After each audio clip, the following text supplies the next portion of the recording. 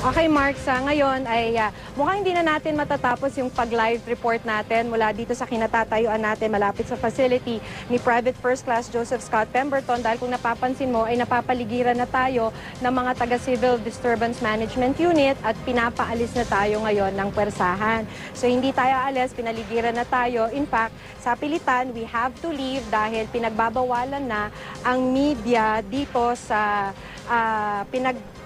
kinatatayuan natin ngayon dahil ito ay ilang metro lamang mula sa facility ni Pemberton. So medyo nagkaroon lang ng konting pagtaas ng emosyon dahil kailangan na raw nating umalis ngayon na. So kaya lang naman tayo pinapaliwanag lang natin kanina na gusto lang nating matapos muna itong newscast pero hindi raw pwede. Kailangan ngayon na ay makaalis na lahat ng media kung saan malapit nakakulong itong si Pemberton. Mark?